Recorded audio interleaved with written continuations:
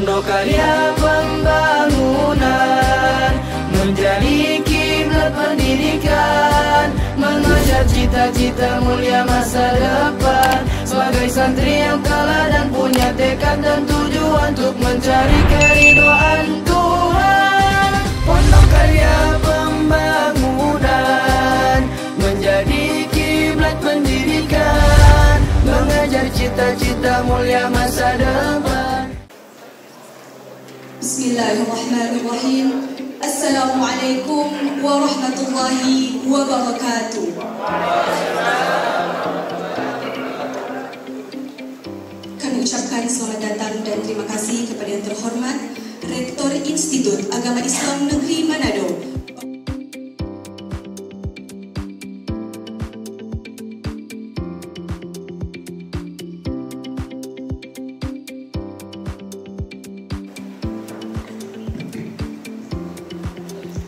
Bismillahirrahmanirrahim. Assalamualaikum warahmatullahi wabarakatuh.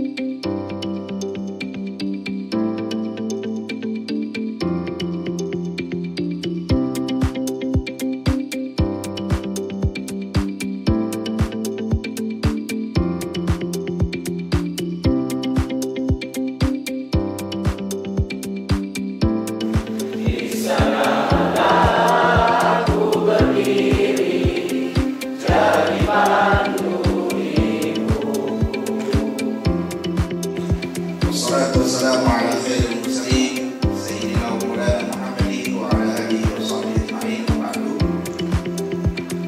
Mukarram wa mukarram Syekh Abdul Karim Ibadah yang kami hormati, Ustaz Asli yang menjadi pojok bacaan pertama yang ada di pusat kami. Kita minta pojok bersyukur sampai sekarang belum hadir, mudah-mudahan selanjutnya. Dan ini berkah bapak sekalian. Dan saya baru tahu ternyata beliau ini, Syekh Abdul Karim Bebara ini, ternyata orang tua angkat dari Kiai Syarif. Untuk beliau di Al-Azhar, karena beliau tinggal di sana. Alhamdulillah, siapa tahu kita bisa ke Turki semua.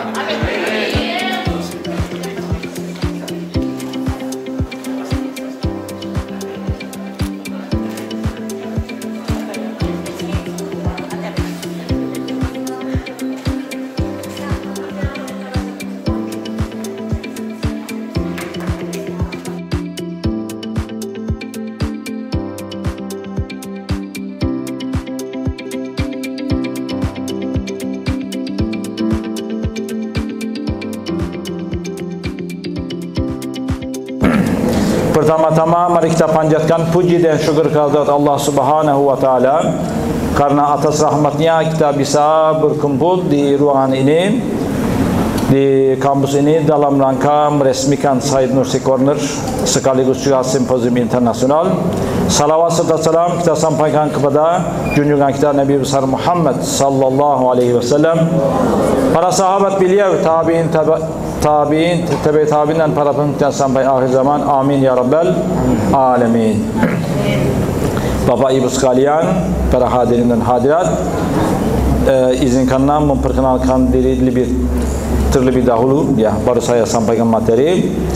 Nama saya Hasbisen, berasal dari Turki, tapi ini Turki asli ya, meskipun pakai PC Indonesia, tapi orangnya Turki asli, bukan keturunan Kidul. Tadi Pak Rektor bilang ada apa di Jawa ada Turki juga, itu Turki KW ya, Turki keturunan Kidul, ini Turki asli. Kemudian saya datang ke Indonesia tahun 2002, 11 Maret. Jadi naik pesawat, turunnya di Palembang. Kok bisa begitu ya? Saya juga tidak tahu. Tujuannya Jakarta mungkin, tapi pesawatnya nyasar mendarat di Palembang gitu. Jadi saya ambil S2 di IAIN Palembang karena dulu ada kerjasama. Ya tahun 2002 itu ada simposium internasional di Palembang, dan pada waktu itu diminta utusan dari Turki untuk kuliah di Palembang sekaligus memperkenalkan karya-karya Said Nursi di Palembang sekaligus di Indonesia. Ya salah satunya saya yang diutus. Jadi selesai S2 di sana, tapi saya dapat 2 gelar Bapak Ibu. Sekali kuliah dapat 2 gelar. S2 sama istri. Nah, jadi S2 masih S2 dari Turki, dari Palembang. Istri saya juga dari Palembang. Jadi dapat 2 gelar saya. Karena orang ini akan suka bercanda ya. Jadi jangan terlalu serius, makanya di awal dengan bercanda begitu. Baik, saya selesai di situ. Dan tahun 2007 kami mendirikan Yayasan Nur Semesta. Saya pembina di sana. Sudah 17 tahun tinggal di Ciputat, dekat UIN Syarif Hidayatullah. Saya juga sekaligus perwakilan Istanbul Foundation for Science and Culture di Indonesia. Dan kegiatan-kegiatan seperti ini sebenarnya kami selenggarakan lebih dari 20 tahun, ya, hampir 20 tahun, dan di berbagai daerah sudah dilakukan, ya, termasuk Jakarta, Jogja, Surabaya, di Gontor, Ponorogo, terus di Sumatera, hampir semua kota, ya Pak Rektor, termasuk Lampung. Dulu mungkin dengan Pak Rektor saya mungkin tak sadar bisa jadi ketemu di Lampung 2006 itu. Kemudian Alhamdulillah Said Nursi Corner pun itu sudah ada hampir 15 perguruan tinggi di Indonesia, dan Alhamdulillah Manado juga dapat bagian. Ya Manado, Alhamdulillah. Ini Alhamdulillah. Dan wasilah ini juga saya pertama kali datang ke Manado. Kalau sering komunikasi dengan Kiai Syarif, komunikasi sering, tapi baru sampai ini wasilah ini baru saya bisa sampai di Manado juga setelah 22 tahun. Alhamdulillah. Ini secara singkat saja perkenalan. Setelahnya saya ingin menyampaikan materi saya tentang biografinya Imam Bediüzzaman Said Nursi sekaligus pokok-pokok pemikirannya. Baru insya Allah Ustaz Abdul Karim yang menyampaikan konsep persaudaraannya. Mungkin bisa dibantu dengan slide. Silakan. Ini foto Said Nursi, ya, foto Said Nursi, ulama dari Turki. Beliau ketika beliau berdoa di Masjid Fatih pada tahun 1952. Dan Said Nursi adalah seorang ulama Sunni dan bermazhab Syafi'i, gitu ya. Di awal saya perlu jelaskan. Ketika usia 9 tahun, Imam Bediüzzaman Said Nursi mulai belajar sama kakaknya namanya Abdullah. Kemudian beberapa pesantren, kalau istilah di sini, kalau di sana madrasah, ya, madrasah, beliau belajar, ya, tafsir, kalam, hadis dan sebagainya. Dan ada di kota Doğu Beyazıt ada sebuah pesantren, ada madrasah diasuh oleh Syekh Muhammad Celali. Beliau belajar dalam 3 bulan ada 90 jilid buku beliau hafal. Jadi Said Nursi itu Allah Subhanahu wa taala anugerahi beliau daya hafal dan daya intelek yang luar biasa. Jadi sekali baca hafal. Seperti ini disebut memori fotokopi. Sering masuk, baca masuk, baca masuk. Jadi begitu. Sehingga beliau seperti kutub sittah beliau hafal. Ya, terus buku-buku induk dalam kajian Islam beliau hafal. Salah satu contohnya adalah misalnya Jamil Jawami karya Ibn Subki dalam usul fikih. Beliau mampu hafal dan memahami, dalam 1 minggu. Sehingga buku yang dia belajar itu ulama ada Mullah Fatullah nulis. Beliau hafal buku ini, memahaminya dalam 1 minggu. Sehingga ketika usia 15 tahun beliau sudah menguasai, ya, kajian Islam, tafsir, hadis, kalam, ilmu mantik dan seterusnya. Sehingga beliau dapat gelar keajaiban zaman. Badi'uz zaman itu kan bukan gelar yang dia pakai, tapi gelar yang diberikan ulama setempat ketika itu atas kejeniusan beliau. Disebut Badi'uz zaman, keajaiban zaman. Lanjut. Dan pada tahun 1895 Badi'uz Zaman Said Nursi pindah ke kota Wan dari Bitlis, itu wilayah Turki Timur ya. Dari Bitlis pindah ke kota Wan, tinggal di istana gubernur saat itu karena gubernurnya sangat menghargai ulama, dan beliau di sana fokus belajar ilmu sains. Beliau belajar matematika, fisika, ya, kimia, geografi dan sebagainya, tapi secara otodidak. Ada kasus beliau mempelajari ilmu kimia anorganik selama 4 hari. Hari kelima debat dengan guru kimia mampu mengalahkan. Nah, begitu. Jadi karena di sana itu dia belajar karena ada perpustakaan besar. Beliau juga hadiri forum-forum debat dengan para sarjana ketika itu. Jadi beliau kuasai ilmu agama dan ilmu sains sekaligus. Karena dalam satu ungkapannya Imam Badi'uz Zaman Said itu mengatakan bahwa ilmu agama adalah cahaya bagi hati nurani, ilmu sains adalah sinar bagi akal. Kalau dipadukan, hakikat akan tersingkap. Hanya mempelajari ilmu agama itu mengantarkan kepada taksub atau fanatisme.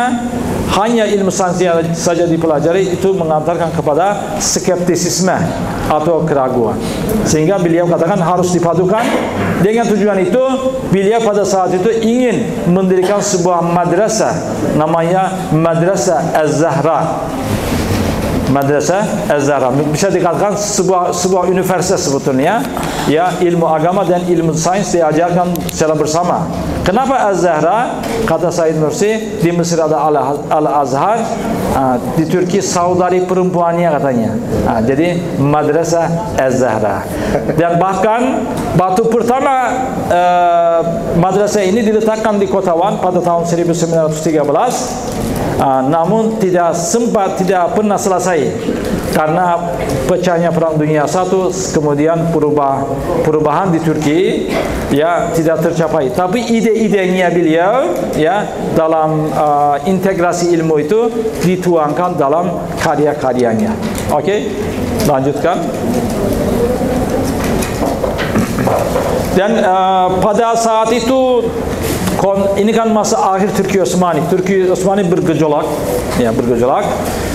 Di akhir masa Sultan Abdülhamid II. Abdülhamid II diturunkan dari tahtanya. Kemudian ada pemerintahan yang baru dengan sistem konstitusi atau sistem parlementer. Ya, sistem parlementer. Pada saat itu Said Nursi datang ke Istanbul untuk proyek Madrasah Az-Zahranya biar dapat persetujuan dari pemerintah. Ya, pada saat itu tidak sempat ketemu dengan Sultan. Namun karena kondisi bergejolak di Turki Osmani, beliau juga berbicara, menyampaikan tentang hal-hal yang bersifat politik, ya, pandangan-pandangan beliau tentang politik di Turki Osmani. Beliau setuju dengan kebebasan, terus sistem parlementer, republik, beliau setuju, tapi harus berdasarkan pada syariah Islam, begitu. Oke, lanjut. Pada tahun 1910, Ustaz Said Nursi melakukan sebuah perjalanan ke Damaskus, Syria sekarang, dan beliau menyampaikan sebuah khutbah namanya Khutbah Syamiyah. Jadi khutbah Syamiyah ini ada 6 poin, 6 penyakit yang melanda umat Islam, beliau jelaskan di sana dan solusinya. Mau tahu 6 penyakit itu? Ya, bacalah bukunya Khutbah Syamiyah, di bawah ada. Itu satu tema tertentu untuk satu seminar itu, ya, begitu ya. Oke, lanjut. Ketika terjadi Perang Dunia I pada tahun 1914, Said Nursi juga seorang mujahid pejuang angkat senjata melawan Rusia ketika itu. Tapi dalam peperangan itu beliau berkarya. Coba bayangin, dalam perang beliau berkarya, menulis tafsirnya bernama Isyaratul I'jaz fi Ma'zan al-I'jaz. Jadi kemujizatan, isyarat-isyarat kemujizatan dalam Al-Quran. Lanjut. Ini bukunya. Buku ini ada di bawah ya, Isyaratul Ijaz. Beliau menulis dalam bahasa Arab. Jadi tafsir tahlil beliau mulai dari surat Al-Fatihah sampai 33 ayat dari surat Al-Baqarah. Beliau menulis tentang nazmul Quran, sistematika dalam Al-Quran, balaghah, salasah, munasabah ayat dan sebagainya. Ini bisa jadi bagi jurusan tafsir, bisa jadi skripsi, tesis, bahkan disertasi pun bisa, insya Allah. Oke, lanjut. Dan di dalam peperangan itu Ustaz Said Nursi ditawan oleh pasukan Rusia, dibawa ke Rusia. Ya, beliau 2,5 tahun ditawan di Rusia, di Kostroma namanya. Dan di sana 2,5 tahun beliau berdiam, kemudian melarikan diri setelah terjadi revolusi Bolshevik di mana? Revolusi Bolshevik di mana? Di Rusia. Di Rusia. Melarikan diri dan kembali ke Istanbul pada tahun 1918, dan beliau diangkat menjadi anggota Darul Hikmatul Islamiyah. Apa itu Darul Hikmatul Islamiyah? Sebuah lembaga ilmuwan yang didirikan di masa akhir Turki Osmani untuk memecahkan persoalan yang dihadapi oleh umat Islam. Mungkin mirip-mirip Majlis Ulama di Indonesia. Mungkin saja, saya tidak tahu persis ya. Mungkin saja mirip-mirip itu. Dan pada saat itu karena Turki kalah dari Perang Dunia I, pasukan dari Eropa masuk ke wilayah Turki ingin menguasainya. Jadi rakyat melakukan perlawanan, dan Said Nursi mendukung perlawanan itu terhadap ke Eropa itu. Lanjut.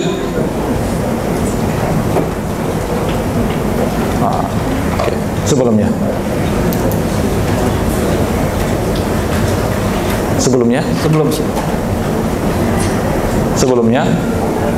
lagi.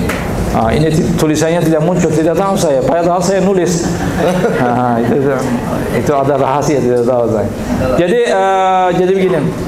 Dalam Said Nursi itu ada 2 periode kehidupan. Ada Said Qadim, ada Said Jadid. Yang Qadim itu ya hidup di kehidupan sosial, aktif di politik, maksudnya bukan aktivis politik ya, tapi mengamatilah, berbicara tentang politik dan sebagainya. Tapi mengalami banyak perubahan, dan hal itu membuat pada dirinya dalam dirinya itu mengalami transformasi spiritual. Apa yang dia berbuat sebelumnya itu menganggap sebuah hampa, ya, tidak sesuatu yang dakwah sesungguhnya. Akibat kematian para muridnya di perang, terus runtuhnya Turki Osmani dan sebagainya. Sehingga mengalami transformasi spiritual, ya. Dia baca 2 karya. Karyanya Syekh Abdul Qadir Al-Jilani Futhul Ghaib, dan karyanya Imam Rabbani Ahmad As-Sirhindi Al-Maktubat. Dalam karyanya itu dia ambil pelajaran, salah satu poinnya adalah dan pesan-pesan yang disampaikan di Futhul Ghaib itu sangat pedas bagi dia. Kata beliau, ini semacam operasi spiritual bagi dia, gitu. Dalam Maktubat ada satu surat, bahasa Turkinya Tevhid Kiblat. Satukan arahmu, carilah satu pembimbing untuk mengobati penyakitmu. Dan dia anggap pembimbing itu Al-Quran. Pembimbing itu Al-Quran. Makanya setelah itu beliau berubah menjadi Said baru yang fokus dengan masalah-masalah keimanan, menafsirkan ayat-ayat Al-Quran yang terkait dengan keimanan. Baik, lanjut. Ini pada saat itu beliau menulis buku Al-Mathnawi Al-Arabi An-Nuri. Itu juga ada di bawah. Ini juga ditulis dalam bahasa Arab dengan beragam tema, tauhid, kenabian, Al-Quran. Pesan-pesannya singkat tapi padat sekali begitu, makna-maknanya luar biasa itu. Bagi yang bahasa Arab yang bagus, saya anjurkan baca buku ini, luar biasa. Oke, lanjut. Dan banyak yang bertanya pada saat itu kan pemerintah yang sekuler sebenarnya, apakah Said Nursi pernah ketemu dengan Mustafa Kemal? Ya, itu banyak yang tanya. Jawabannya adalah ya, ketemu. Karena Said Nursi sendiri diundang oleh Mustafa Kemal sama rekan-rekannya ke Ankara untuk mendukung gerakannya itu.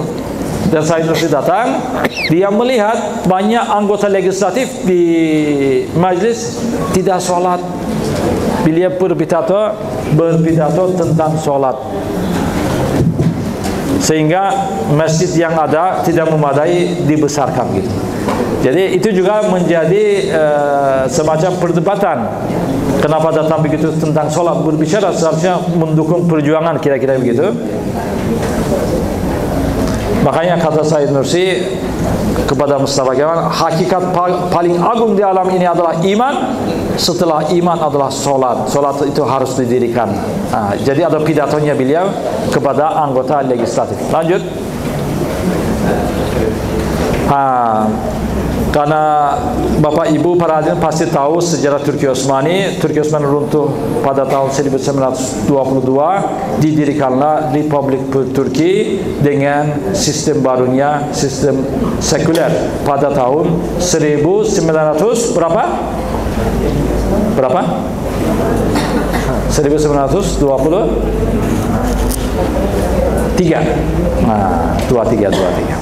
1923 didirikan Republik Turki dengan sistem sekuler, dan mulailah banyak kebijakan-kebijakan pemerintah yang bertentangan dengan Islam. Semua madrasah tutup, tarikat-tarikat ditutup, huruf diganti, pakaian diwajibkan pakai topi Turki dan sebagainya gitu.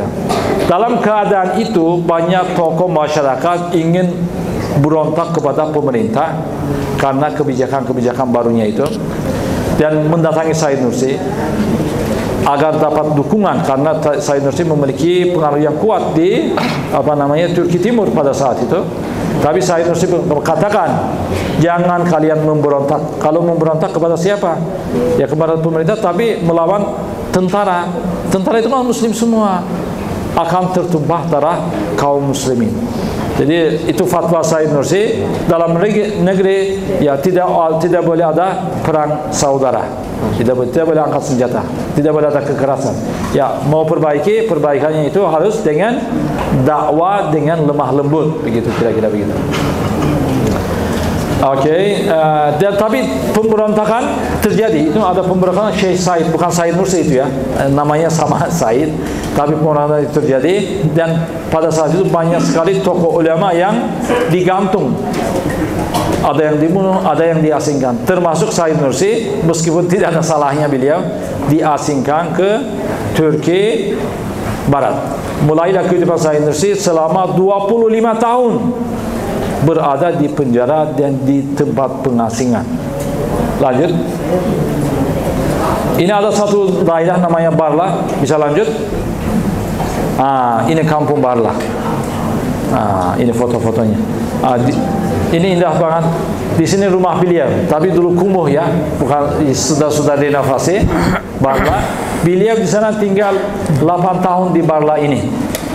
Ya, di sebuah daerah yang terpencil. Dulu tidak ada jalan, lewatnya pakai perahu lewat danau itu, tapi danaunya besar sekali.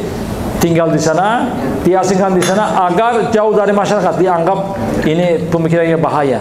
Tapi justru itu menjadi medan dakwah untuk Said Nursi, karena berkarya di sana, nulis risalah nuriyah.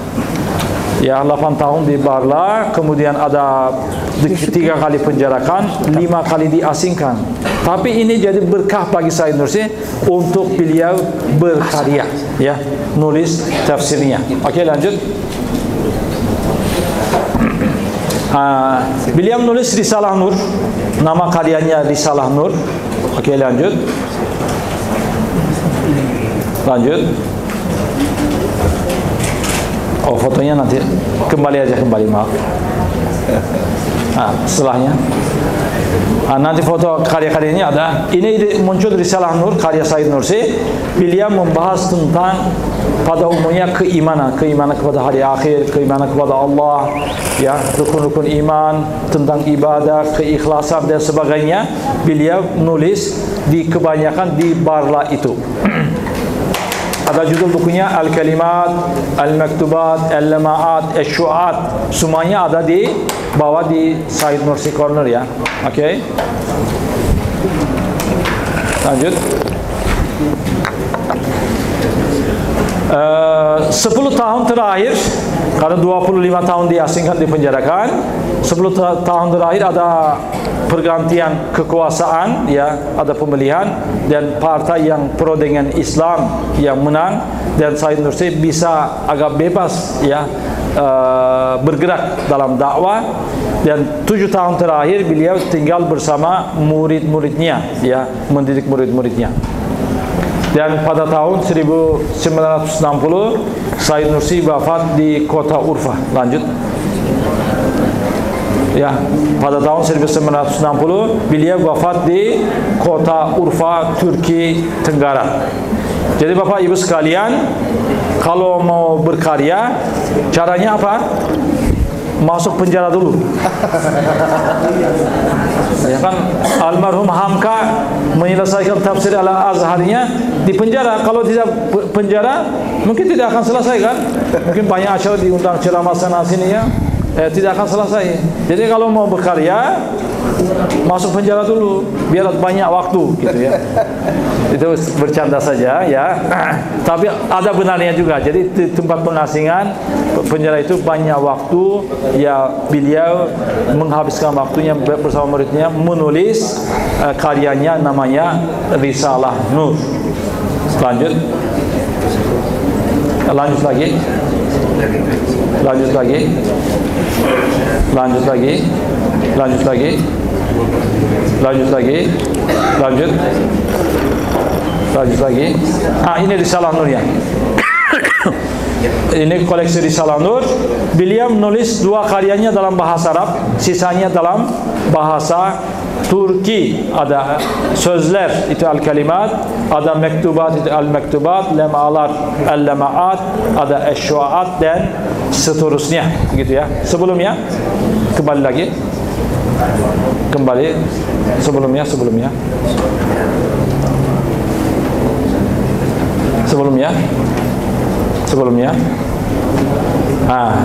Setelah Said Nursi wafat, ya, dan sebelum beliau wafat pada tahun 1956, pengadilan di Turki mengatakan karya-karya Said Nursi bebas dicetak. Sebelumnya tidak boleh. Jadi disalin dengan tangan sebelumnya. Jadi masyarakat di Turki pada saat itu nulis dengan tangan. Ada 600.000 naskah, Pak Rektor. 600.000 naskah ditulis dengan tangan. Manuskripnya ada di Turki. Ini kajian filologi, ya, Bapak Ibu. Ada filologi di sini? Bisa manuskrip, kajian manuskrip itu, dan manuskripnya ada di Turki, gitu, ya. Jadi ditulis dengan tangan. Tahun 56 baru boleh diterbitkan oleh pengadilan. Oke, lanjut. Dan ini suatu yang luar biasa. Pada tahun 2014 pemerintah Turki, ya, menerbitkan buku-buku Said Nursi. Coba bayangin aja, tahun 40-an dilarang dicetak, tapi tahun 2014 pemerintah Turki atas perintah Presiden Erdogan, alhamdulillah, buku-buku Said Nursi dicetak oleh Kementerian Agama Turki. Lanjut. Contohnya ini ada 3 buku kecil, ada buku-buku besar, ya. Saya tidak masukkan gambarnya. Ada Ramazan İktisat Şükür Risalesi, Küçük Sözler Hastalar Risalesi. Ini dicetak oleh Kementerian Agama Turki, ya. Sampai sekarang dicetak terus buku-bukunya beliau. Sebelumnya. Dan Said Nursi punya satu lembaga informal namanya Dershane. Dershane itu asrama. Kalau bahasa kerennya di sini pesantren mahasiswa. Kami sudah ada di Jakarta, di Makassar juga ada, insyaallah. Nanti di Manado juga ada. Kan ada, ya. Jadi Dershane itu tempat belajar, asrama, tempat tinggal mahasiswa. belajar kuliah di luar, tapi kembali ke asrama mereka belajar juga tafsir hadis dan sebagainya. Begitu. Itu namanya dersana. Dan alhamdulillah dersana ini atau madrasah Nuriyah ini tersebar di seluruh dunia sekarang, termasuk Indonesia. Yang berkembang sekarang ini di Amerika Selatan, ya, di Brazil, Bolivia dan sebagainya, Bapak Ibu ya, tersebar. Dan dakwah, ya, dakwah Islam dengan lemah lembut, dengan moderat, ya. Dan alhamdulillah banyak yang masuk Islam di Amerika Selatan khususnya sekarang ini. Dan kajian-kajian tentang pemikiran Said Nursi juga berkembang pesat di seluruh dunia.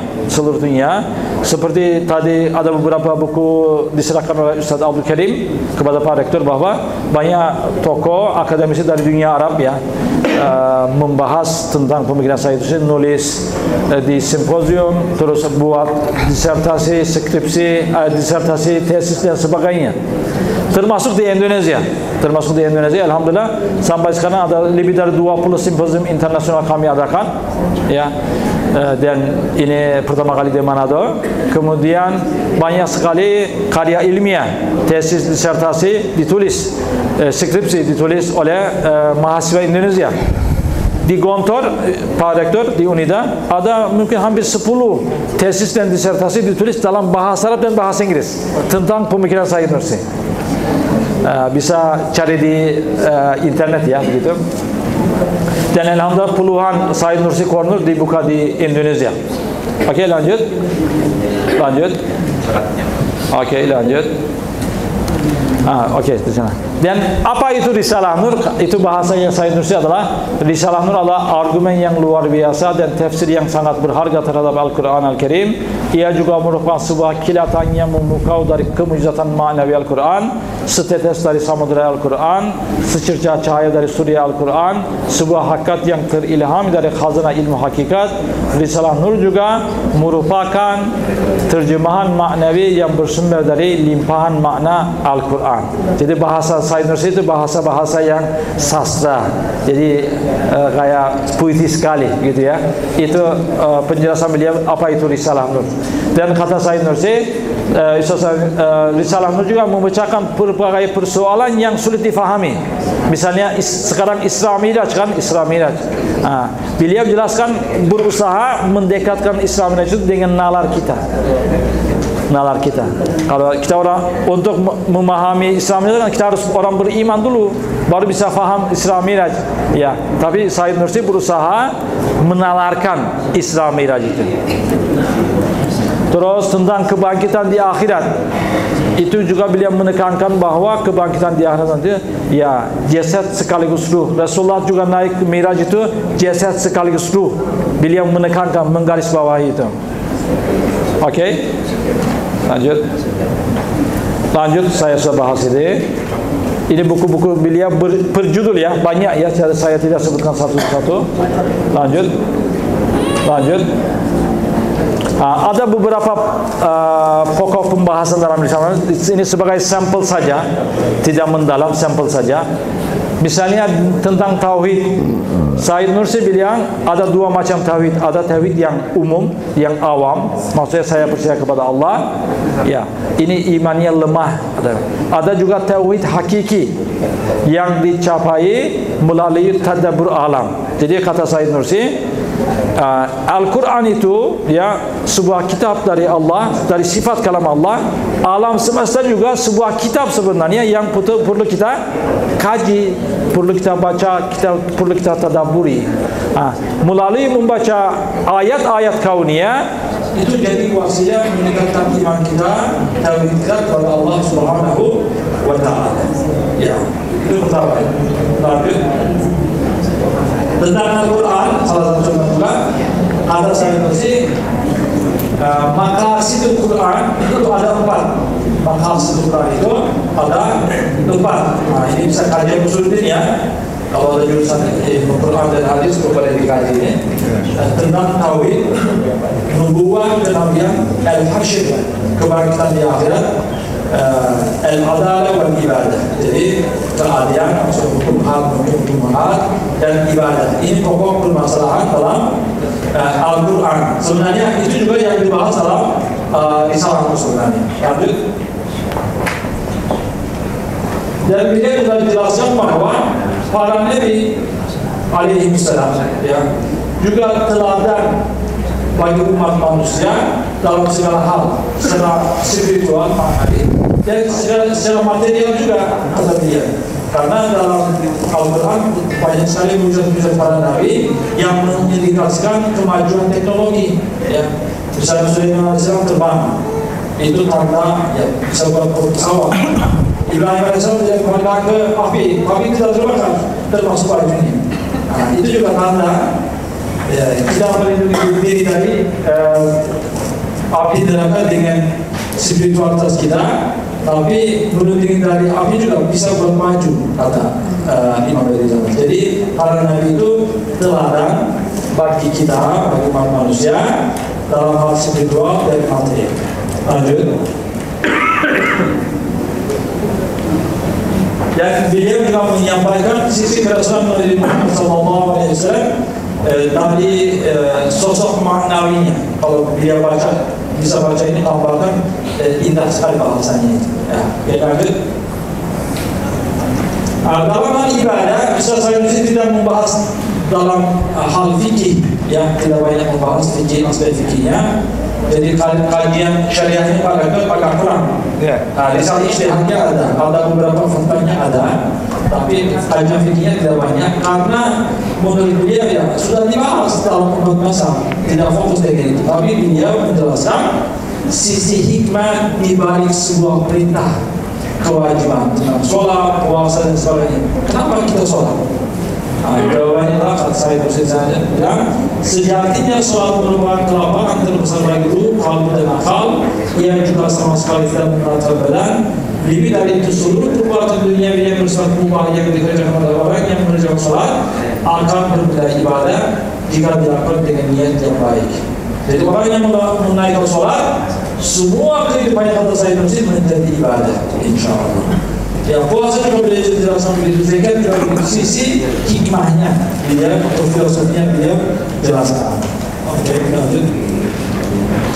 Baik, ada nasihat juga untuk kita saudara. Mungkin itu beberapa sampel contoh dari pembacaan Said Nursi.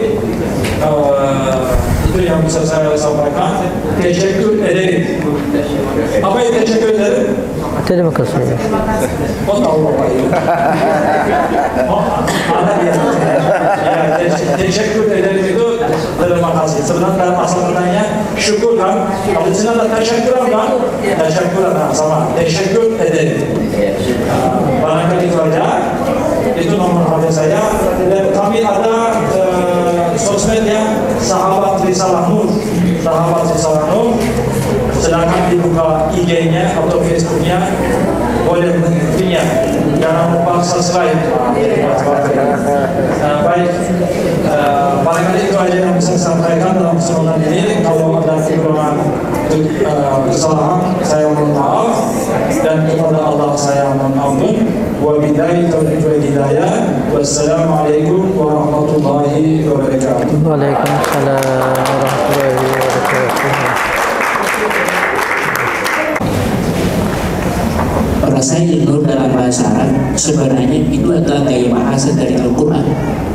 Jadi saudara bisa perhatikan terjemahan bahasa Arabnya itu kalau diresapi itu sebenarnya gaya bahasa Al-Quran.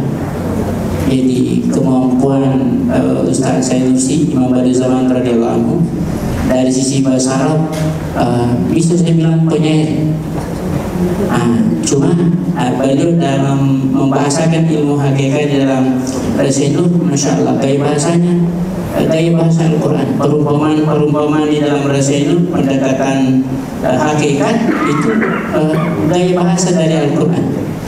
Jadi bisa baca bahasa Arabnya, Rasulullah dalam bahasa Arab, Insya Allah akan menemukan yang saudara cari. Terima kasih. سؤال آخر كان في أظن في 10 سيسألون. ماذا أنا Ya, silakan nasihat yang bertanya. Mahasiswa dulu ya, mahasiswa dulu. Ujung mahasiswa. Habis mahasiswa baru dosen ya. شكرا على فرصة علي يا شيخ. مرحبا بحضوركم. اسمي بالكامل عبد الفكار وأنا أنا طالب في معهد التربية الإسلامية لعمل وتنمية منادو.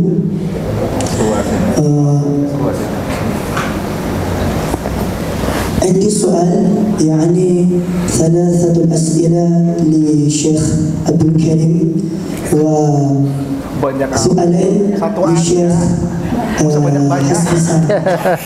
السؤال الأول يعني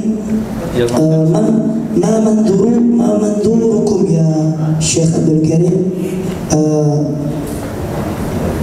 عن البحث أنزل القرآن، لأن واحدة منهم من المستشرق في إندونيسيا أنه قال يعني القرآن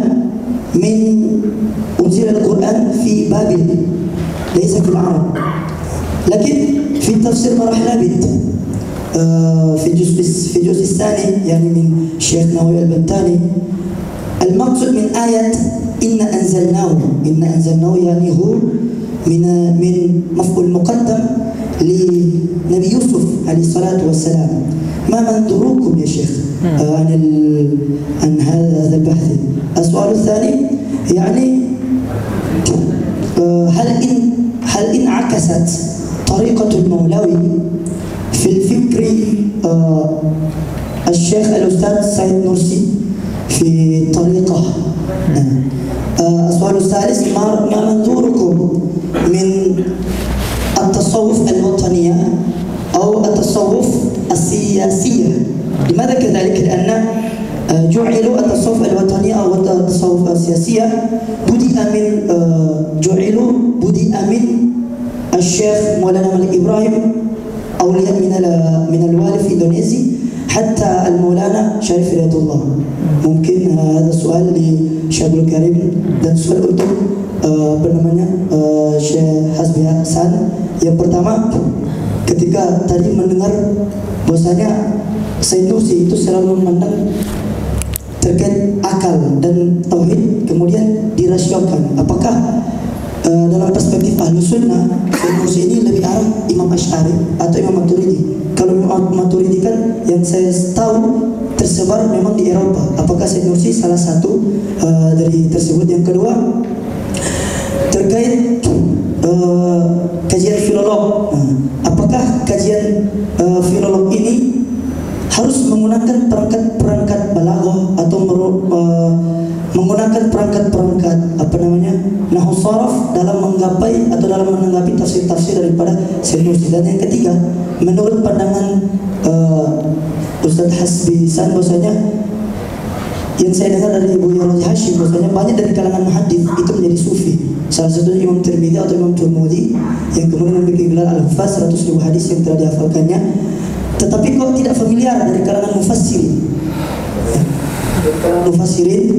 atau dari kalangan yang lain, usuliyin dan lain sebagainya. Penjelasannya. Syukran ala ihtimamikum wa ala fursati. Assalamualaikum warahmatullahi wabarakatuh. Waalaikumsalam. Maaf, pertanyaan ketiga belum jelas bagi saya. Bisa ulang pertanyaan ketiga? Kenapa Pak Muhaddis lebih banyak jadi sufi? Oh, Kayak Imam Tirmidzi. بسم الله الرحمن الرحيم. أولا نحن الآن في عصر ما يسمى العولمة، ولكن نعيش في ما يسمى يعني التلوث الفكري والعداء الإسلامي بكل الوسائل الاجتماعية. من قبل كان مثلا يقال لكل كلب عوى ألقمته حجرا ما بقى على الأرض مدرا. Beliau mengatakan kita ini sudah hidup dalam dunia modern, tapi masih banyak polusi-polusi. Itu yang membuat kita dalam bahaya.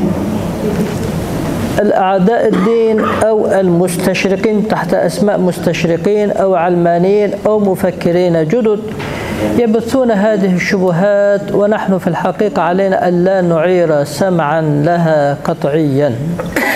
Jangan terpengaruh dengan aliran-aliran pemikiran yang sekarang ini. Punya para pemikir banyak lagi yang meneliti semua itu hanya ingin membuat kita kacau, membuat kita bingung. Tak perlu kita terlalu.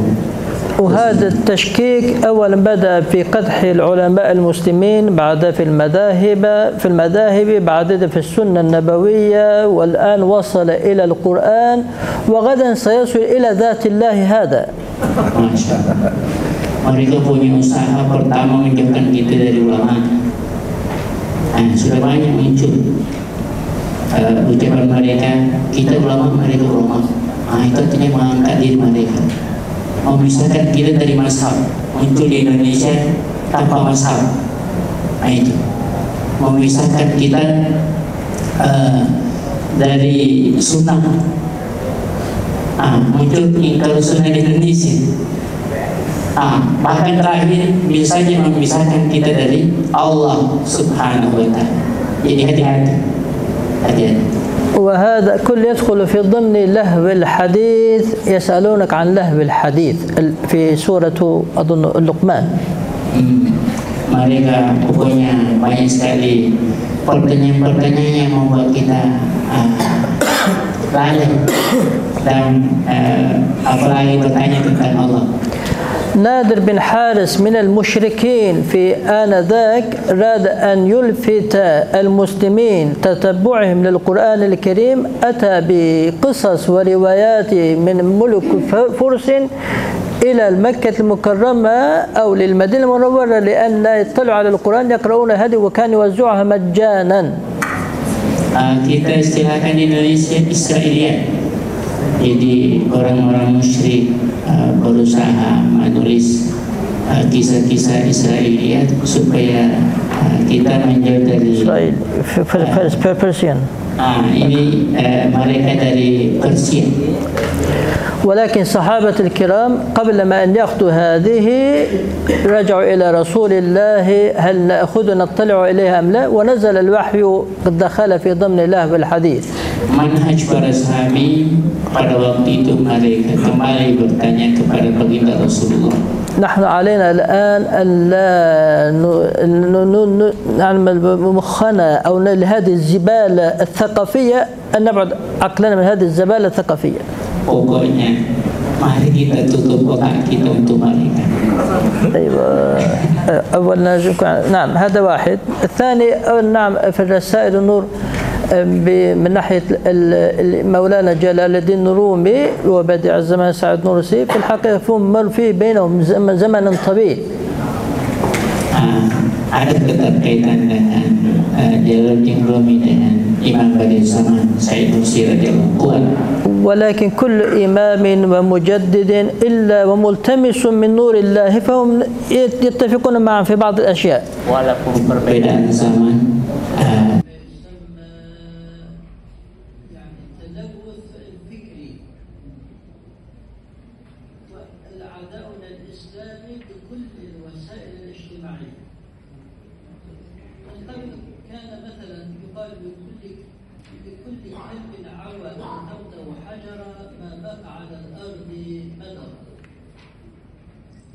Beliau mengatakan kita ini sudah hidup dalam dunia modern, tapi masih banyak fungsi-fungsi itu yang membuat kita dalam bahaya.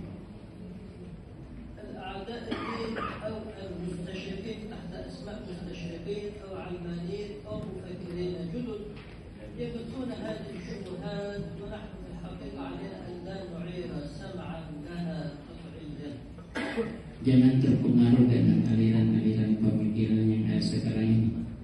Punya para pemikir banyak lagi yang meneliti semua itu hanya ingin membuat kita kacau, membuat kita bingung.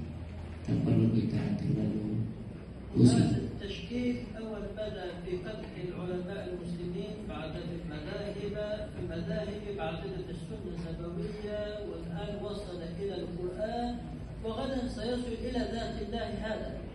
Masya Allah. Mereka punya usaha pertama menjauhkan kita dari ulama. Nah, sudah banyak muncul ucapan mereka, kita ulama, mereka ulama. Nah, itu artinya mengangkat diri mereka, memisahkan kita dari mazhab. Muncul di Indonesia tanpa mazhab. Nah, itu memisahkan kita dari sunnah. Muncul di kalau sunnah di Indonesia. Bahkan terakhir biasanya memisahkan kita dari Allah Subhanahu wa ta'ala.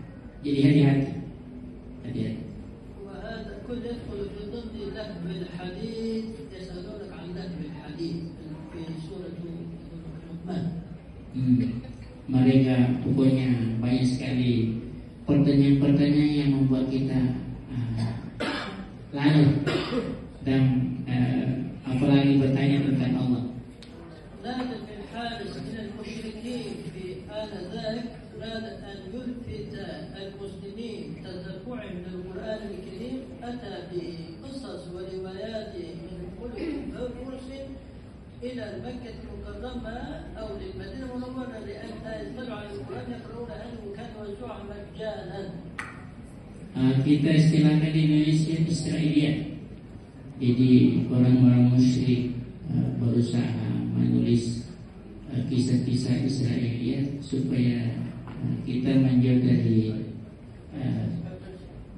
ini mereka dari Persia. ولكن صحابة الكرام قبل ما أن يأخذوا هذه رجعوا إلى رسول الله هل نأخذ نطلع عليها أم لا، ونزل الوحي دخل في ضمن لعب الحديث. Manhaj para sahabi pada waktu itu mereka kembali bertanya kepada baginda Rasulullah. نحن علينا الآن أن نعمل مخنا أو من هذه الزبالة الثقافية أن نبعد أكثر من هذه الزبالة الثقافية. Pokoknya mari kita tutup otak kita untuk mereka. نعم هذا واحد. ثاني نعم في المسائل من ناحية مولانا جلال الدين الرومي وبين زمان سعد بن مسعود يكون في بينهم زمن طويل. Ada keterkaitan dengan Jalaluddin Rumi dengan Imam Badi Zaman Said Nursi radhiyallahu kuat. ولكن كل إمام ومجدد إلا وملتمس من نور الله فهم يتفقون معه في بعض الأشياء. Perbedaan zaman, tapi semuanya kembali kepada Allah Subhanahu wa ta'ala. نجد مضمون التصوف في الحق وفي رسائل النور مضمون. Ya Asy'ariyah. Tapi kalau di Turki kan kalaunya Mezhab Hanafi dan dari imam dalam akidah itu yang Maturidi. Tapi dalam pembahasannya itu sebenarnya dia menggabungkan. Maksudnya kadang-kadang juga mungkin pandangan Maturidi itu ya dimasukkan juga dalam risalah begitu. Pada akhirnya ya Asy'ariyah tapi pandangan-pandangan Maturidi juga digunakan dalam risalah. Kemudian dalam ilmu filologi harus ada bahasa yang digunakan untuk meneliti manuskrip Said Nursi. Saya terus terang aja saya tidak menguasai ilmu filologi ya. Kalau saya sejarah peradaban Islam, cara penelitiannya seperti apa saya tidak terlalu tahu. Tapi untuk karya-karya Said Nursi, karena manuskrip itu dalam bahasa Turki, tapi ada juga manuskrip dalam bahasa juga ada. Bisa yang bahasa mungkin dengan bermodalkan bahasa Arab bisa diteliti. Tapi kalau teks manuskrip Turkinya ya kalau memahami teksnya itu ya harus kuasai bahasa Turki. Tapi kalau sekedar meneliti mungkin bahasa Arab juga mungkin cukup pada kalian. Yang ketiga, kenapa banyak sekali para muhadditsin itu juga jadi sufi gitu ya. Itu saya terus terang aja saya pernah tahu sebabnya apa ya, saya pernah tahu. Yang saya soruyor, muhaddisler için çoğu da tasavvuf olanlar var. Tasavvufla dikkat edildiğini söylüyor.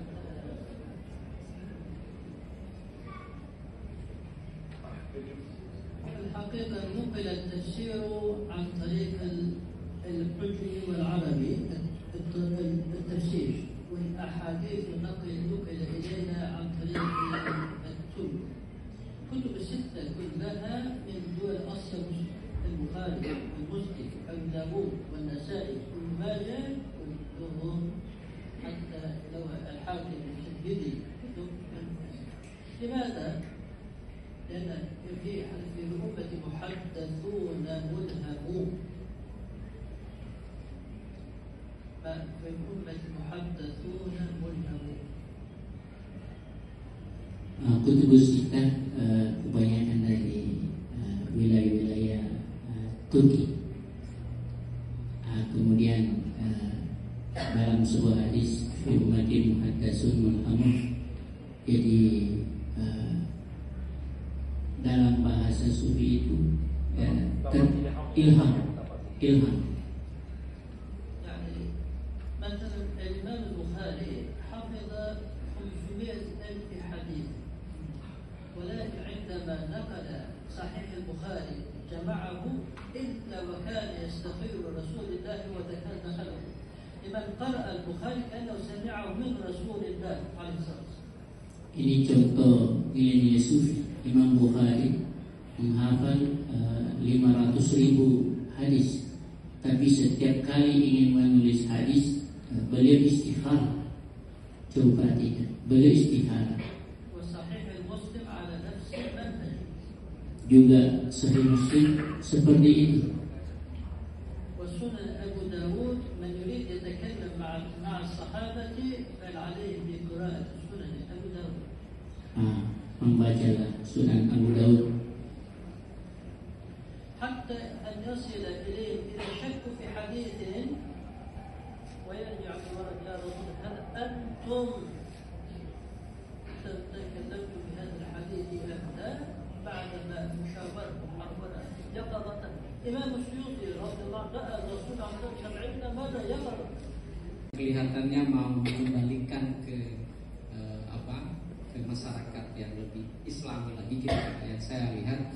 Nah, apakah ada keterkaitan pemikiran atau konsep politik Erdogan misalnya dengan pemikiran Syekh Nursi yang kita tahu kan Nursi ini pemikir abad 20 ya. Apakah apa yang dilakukan Erdogan mau mengembalikan Turki yang lebih Islami itu ada keterkaitan dengan pengaruh pemikiran Syekh Nursi. Kemudian yang kedua, karena Turki berada di depan dengan Eropa dengan perbedaan kultur yang luar biasa, dan Turki, masyarakat Turki ada di mana-mana. Saya mau bertanya juga,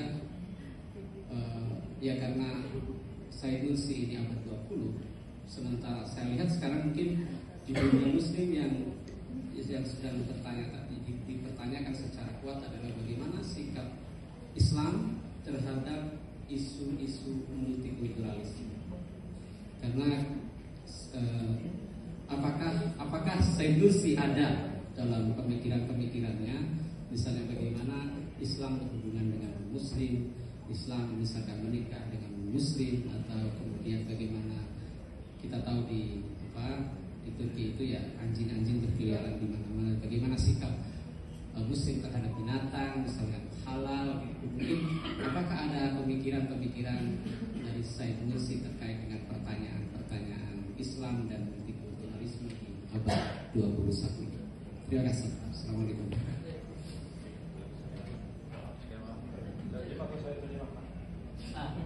Anak tadi Arabia terkhulasa semua di Turki.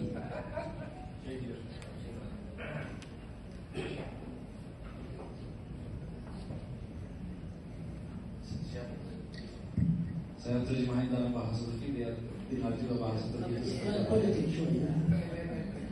Yani söyleyeyim. Şimdi Sayın İsrail birincisi Türkiye'yi biz seküler bir ülke olarak biliyoruz. Avrupa'da çeşitli yerlerde bir ülke var. Yani namaz bilmiyor mesela. Ondan sonra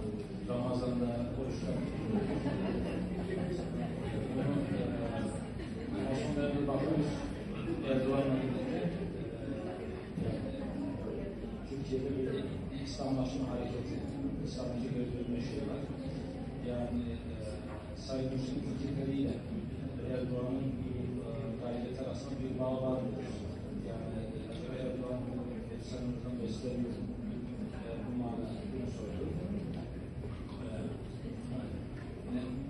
Pertanyaan pertama sudah saya terima kasih. أولا نريد نعرف تاريخ التركية الحديثة. التركية الجمهورية الحديثة التي أسست 1923. Kita akan mengenal sejarah Turki 1923. التي كانت من قبل عاصمة الخلافة الإسلامية لمدة 500 سنة، فكيف بال 1923 التركية الجمهورية الحديثة العلمانية؟ Beliau mengatakan kita akan mempelajari sejarah Turki khilafah Islamiyah, kemudian terakhir ini 1900. Namun Allah sudah menentukan hamba-hambanya tertentu dipilih untuk agamanya. Di antaranya inilah Imam Badi Saman Said Nursi radhiyallahu anhu. ولكن لم يواجهه ولا الحكومة قطعيا كسياسيا أو مخالفا أو معارضا. Tapi beliau datang bukan sebagai politik, bukan. Beliau datang dalam bentuk yang lain, bukan pemberontak. وبدأ ينشر الحقائق الإيمانية فردا فردا، ونسخت رسائل النور 600,000 نسخة يدوية. Beliau berdakwah dari orang ke orang.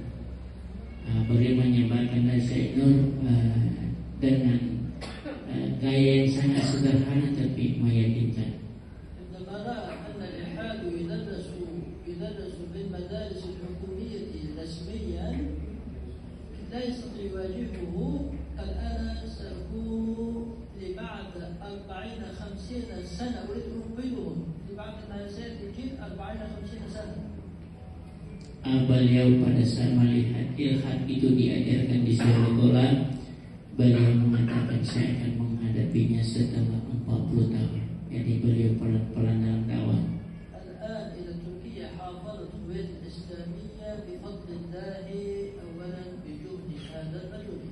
Alhamdulillah, Islam tetap terjaga melalui beliau dengan izin Allah Subhanahu wa taala, kemudian dengan berkat perjuangan beliau. وأيضا طرق الصوفية منتشرة في تركيا بعد ال50. Tarekat-tarekat sufi tersebar di Turki itu setelah 50-an. وطريق أردوغان هو نقشي من طريق النقشبندي. Erdogan termasuk tarekat Naqsyabandiyah. طلاب النور شعارهم الأساسي أعوذ بالله من الشيطان والسياسة. Tulabun Nur, murid-murid Imam Badi zaman Said Nursi radhiyallahu anhu, mereka punya syiar a'udzubillahi minasyaitani wasiyas. Beliau menganggap setan itu bersaudara dengan politik. لا ينشغلون بالسياسة مباشرة.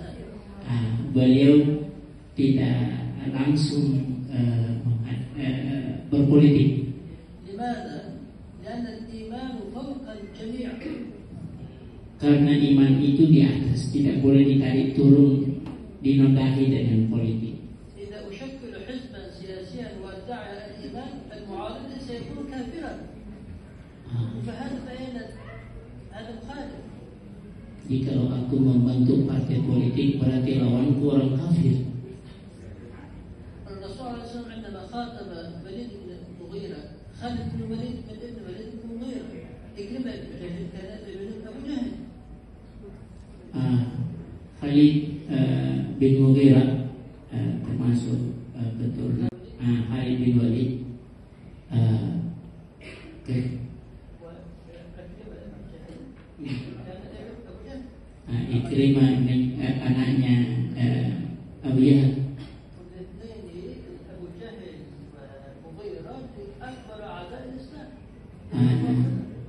Abu Jahal, Mughirah termasuk musuh-musuh Islam yang besar.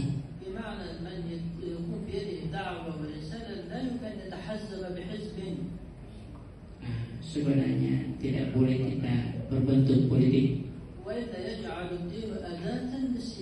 Kalau seperti itu akhirnya memperalat agama untuk politik.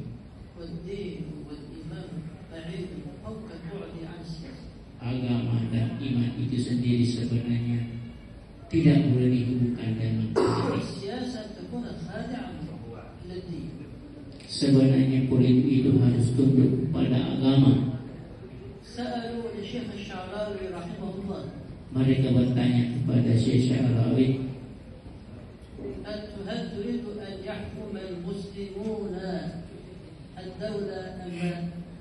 apakah Syekh berpendapat bahwa orang-orang Islam itu yang mengatur pemerintah?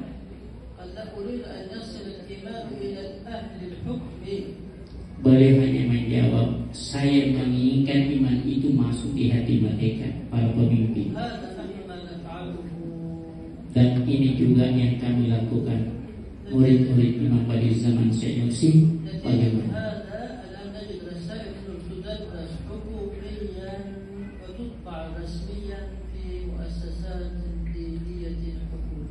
Oleh itu, Syekh Nur dipelajari pemerintah, dicetak semuanya, alhamdulillah. Tidak ada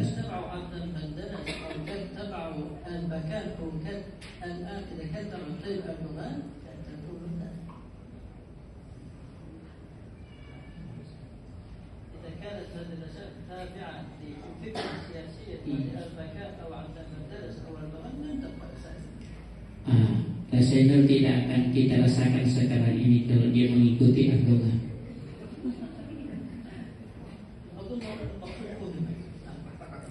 Saya kira rahasianya sudah dimengerti.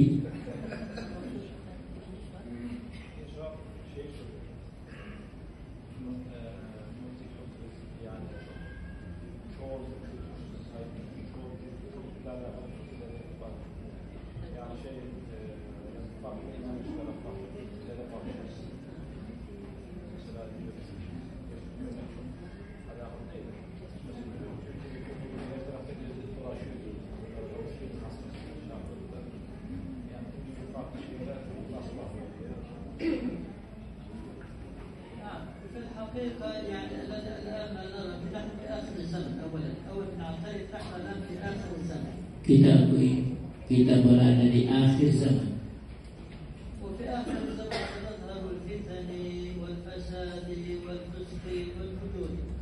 Semua akan muncul di akhir zaman. Di luar dugaan, pokoknya kemaksiatan.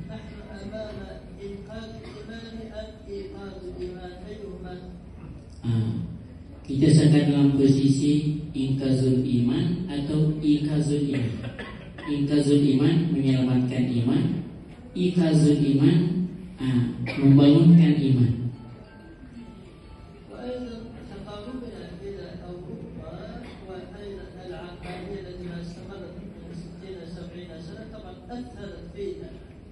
Karena kedatangan kita dengan Eropa, akhirnya itu dampaknya juga ada sama kami.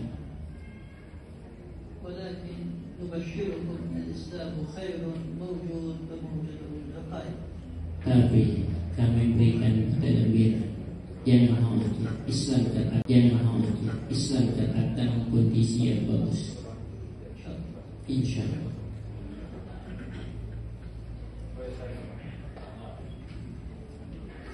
İzin Pak Ali saya tambahkan.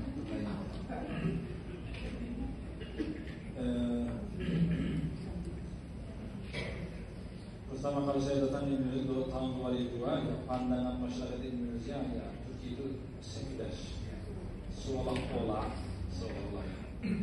itu identitas Islam sudah lepas. Itu pandangan orang saya. Memang Turki mengalami sekularisasi yang luar biasa, dan apa yang Bapak sampaikan masih ada, benar-benar ada yang kalangan sekuler yang tadi meskipun mengklaim dirinya sebagai Muslim, tapi tidak puasa, ya, terus tidak pakai hijab dan sebagainya. Dan saya rasa kondisi yang sama juga ada di Indonesia juga, ada di Indonesia juga. Jadi tapi itu mungkin separuh masyarakat begitu, tapi ada juga yang kita melihat nyatanya itu masyarakat ada yang religius juga ada gitu. Jadi dua-duanya ada. Karena mengalami sekularisasi yang radikal, pengaruhnya memang luar biasa. Yang tadi orang Muslim tapi tidak menggunakan kewajiban agama. Tapi kalau orang itu dibilangin kaum Muslim marah dia. Saya Muslim tapi tidak menjalankan, itu pengaruh sekularisasi dan sampai saat ini masih ada. Kemudian bagaimana Turki kembali kepada Islam? Proses tadi Bapak sampaikan pada masa Erdogan itu ada usaha Islamisasi. Dan perubahan itu sebenarnya tidak terjadi tiba-tiba. Ya, itu sebuah proses. Tadi beliau sampaikan bahwa seperti Imam Bayrul Zaman Said Nursi dan ulama lain yang jumlahnya sangat sedikit pada masa Jokowi di bawah tekanan pemerintah yang sekuler, mereka berusaha memperjuangkan Islam dengan dakwah, dengan tulis buku, mengajarkan Al-Quran dan sebagainya. Itu dari situ mulai sebenarnya perubahan. Mereka berusaha mempertahankan identitas keislaman dengan dakwah. Tahun 50-an ya jadi lebih luas lagi perkembangan Islam, dibuka sekolah-sekolah agama, Imam Khatib dan sebagainya. Itu kan sebuah proses sebenarnya. Bukan tiba-tiba di masa Erdogan berubah begitu saja. Tidak, itu sebuah proses. Tahun 2002 kan Presiden Erdogan terpilih sebagai Perdana Menteri. Setelah itu mungkin di publik lebih kelihatan Islamisasinya, tapi sebelumnya sudah ada sebuah proses. Dan Erdogan bisa naik ke sana itu ya dukungan dari masyarakat yang religius juga. Kalau tidak ada masyarakat yang sebelumnya religius ya tidak mungkin terpilih. Ada sebuah proses ini. Mungkin kadang-kadang kita luput dari perhatian kita tiba-tiba tidak. Jadi sebuah proses yang dakwah yang cukup panjang sehingga beliau bisa terpilih sebagai Perdana Menteri. Setelah itu ya di publik lebih kelihatan Islamisasinya. Dan itu pun sebenarnya dalam pandangan saya belum berhasil 100% juga, ya, karena orang-orang yang religius masuk ke pemerintahan dan sebagainya itu bagi masyarakat Turki itu jadi godaan tersendiri tadi. Karena masuk ke wilayah itu ya terlena dengan kedudukan, harta dan sebagainya itu yang tadinya itu betul tujuan kalau masuk politik ya berubah haluannya gitu. Jadi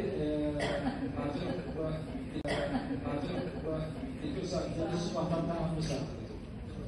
Jadi kita harus melihat dengan kacamata seperti itu. Afiliasi dengan Erdogan dengan kesalahan tadi beliau sampaikan, Erdogan sebenarnya afiliasi dengan tarekat Naksyibandiyah, tapi beliau sangat menghormati dan mencintai Imam Bayrul Zaman Said Nursi. Kalau tadi kan fotokopi yang dibagikan ada pernyataan beliau, kata Erdogan, Bayrul Zaman adalah satu khazanah keislaman yang belum terbuka, belum digali. Kan ada pernyataan beliau, sehingga tahun 2012 ketemu dengan murid-murid beliau karena ada keinginan saya buku-buku yang dicetak oleh negara, beliau menerima dan menyuruh buku-buku yang saya dicetak. Jadi meskipun bukan dari kalangan Tullah Nur, tapi beliau sangat menghargai perjuangannya Imam Bayrul Zaman Said Nursi dalam hal dalam hal dakwah. Kira-kira begitu hubungan Erdogan dengan Islam Merpati. Yang masalah kultur itu yang tadi Bapak memberikan contoh misalnya contoh anjing ya, maaf.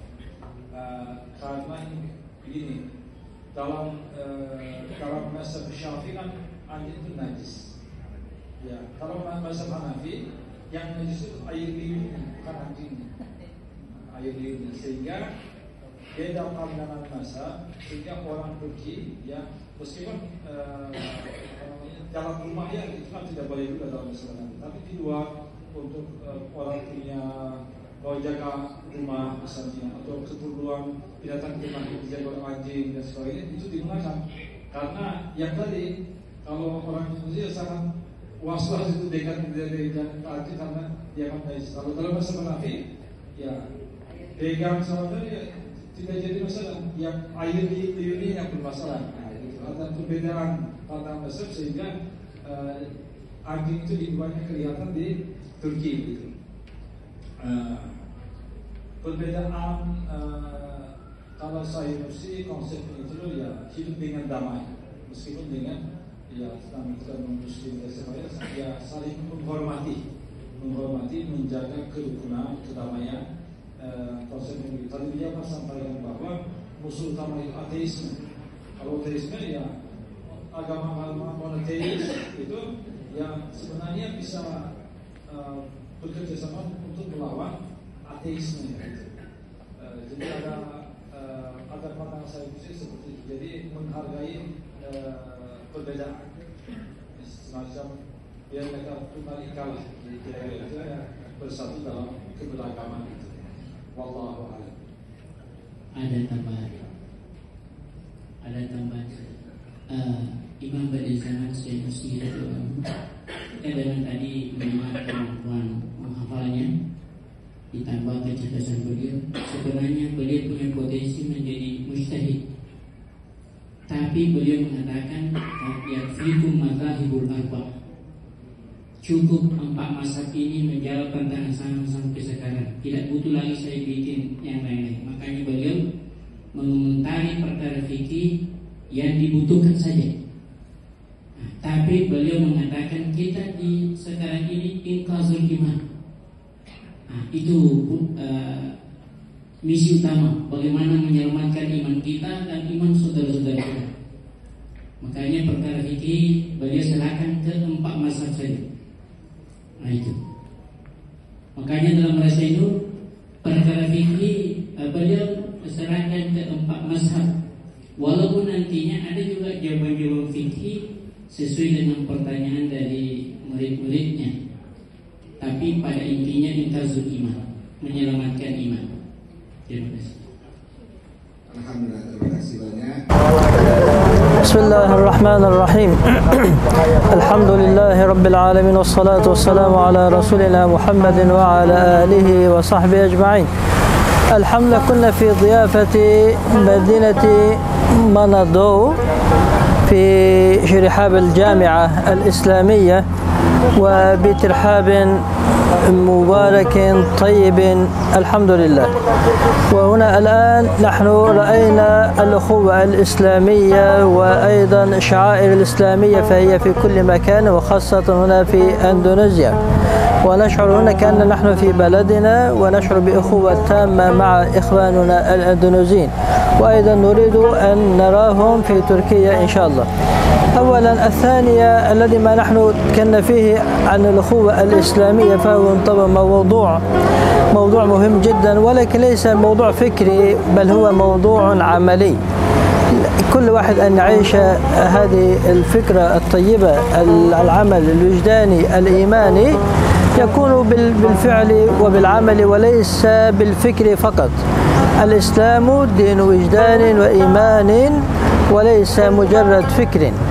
الآن على الطلبة أن يتحلوا بهذه المبادئ الإيمانية الإسلامية، وأيضا أن يستناروا من الكتب الرسائل النور التي وصلت إلى أيديهم، الذي مؤلفه بديع الزمان سعيد النورسي مؤسس الصحوة الإسلامية في تركيا، وكتبه ترجمت إلى أكثر من 70 لغة، والآن الحمد لله ترجمت أكثر مجلدات إلى اللغة الأندونيسية وهي بين أيديكم.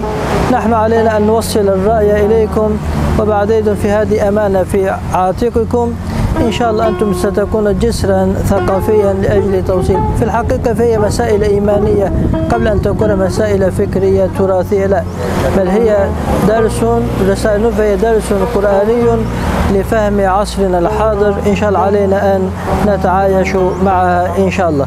بارك الله فيكم. السلام عليكم ورحمة الله وبركاته. Assalamualaikum warahmatullahi wabarakatuh. Tadi kita sudah melaksanakan seminar internasional yang mengangkat tema terkait dengan Said Nursi. Ya, tujuan dari kegiatan ini adalah pertama untuk memperkenalkan Said Nursi kepada Sivitas Akademika IAIN Manado. Yang kedua bahwa tujuan dari pelaksanaan kegiatan ini untuk meningkatkan pemahaman Sivitas Akademika IAIN Manado tentang bagaimana perkembangan Islam di dunia, baik itu di Turki maupun di Mesir. Yang ketiga bahwa kegiatan ini bertujuan untuk menghadirkan orang-orang dari luar negeri untuk mengenal IAIN Manado, sekaligus untuk mencanangkan corner Said Nursi di perpustakaan. Dari pelaksanaan seminar internasional terkait soal Said Nursi, kami berharap ke depan mungkin akan ada kerjasama lebih lanjut terkait soal hubungan antara IAIN Manado dengan universitas yang ada di Turki. Dan tentu harapan kami juga adalah kerjasama ini tidak hanya sebatas seminar internasional, tapi mungkin bisa ditindaklanjuti dari praktek proses pembelajaran di ruang-ruang kelas, dan bisa terhubung dengan dosen-dosen yang ada di Turki untuk bisa bekerja sama di dalam bidang pendidikan dan pengajaran, juga terkait soal penelitian-penelitian dan pengabdian masyarakat yang ada di Sulawesi Utara, khususnya di Manado. Juga harapannya ke depan mahasiswa kami di IAIN Manado, terutama di Fakultas Tarbiyah dan Ilmu Keguruan, bisa mengkaji lebih dalam terkait soal pemikiran Said Nursi dalam konteks pendidikan Islam.